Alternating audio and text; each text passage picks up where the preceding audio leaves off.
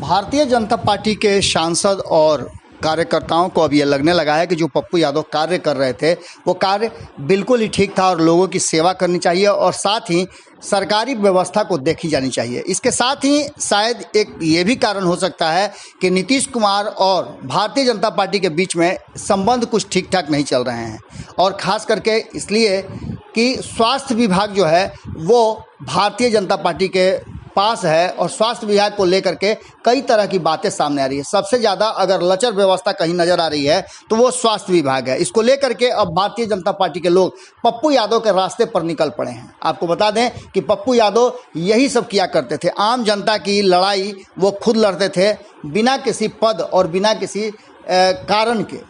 उनके पास सीधी सी बात थी कि वो सेवा करते हैं और सेवक हैं, जनसेवा उनका धर्म और कर्तव्य दोनों है। कोई आज की बात नहीं है, सांसद रहते हुए भी पप्पू यादव ने सेवाश्रम खोल के रखा था अपने दिल्ली स्थित आवास पर। अब पप्पू यादव के अनुपस्थिति में ये काम कहीं ना कहीं भाजपा के सांसद शुरू कर चुके हैं। रामकृपाल यादव भी जाने जाते हैं समाजवादी विचारधारा के और अक्सर वो बहुत लंबे समय तक राजनीतिक रूप से लालू प्रसाद के साथ जुड़े रहे और भाजपा के विरुद्ध की राजनीति उन्होंने किया है। अब ऐसी परिस्थिति में एक बात तो तय है कि जिस तरह से रामकृपाल यादव लगातार अस्पतालों का और व्यवस्था का निर्णय और निरीक्षण कर रहे हैं, उसे देख करके ऐसा लग रहा है कि भारतीय जनता पार्टी को अचानक से बिहार के लोगों के दुख दर्द का एहसास हो गया है और वो तब हुआ है जब पप्पू यादव फ्रेम से बाहर हैं। आपको बता दें कि कोविड के इस दौर में नियंत्रण हेतु संसदीय क्षेत्र स्थित पालीगंज विधानसभा के अनुमंडल अस्पताल पालीगंज में गए और वहां के प्रभारी डॉक्टर से भी उन्होंने देर रात तक टेलीफोन वार्ता की। इतना ही नहीं, कई जगह उन्होंने भ्रमण भी किया और निरीक्षण किया। आपको बता दें अनुमंडल अस्पताल में 10 शैय्या वाले कोविड आइसोलेशन सेंटर शुरू करने की बात भी उन्होंने कही है। उन्होंने साफ तौर पे कहा कि उनके निर्देश देने के बाद शीघ्र ही पालीगंज अनुमंडल अस्पताल में 10 शैय्या वाले कोविड आइसोलेशन सेंटर की शुरुआत की जाएगी। यह सेंटर 10-12 प्रोजेक्ट बालिका उच्च विद्यालय के बनाए गए भवन में भी चलेगा।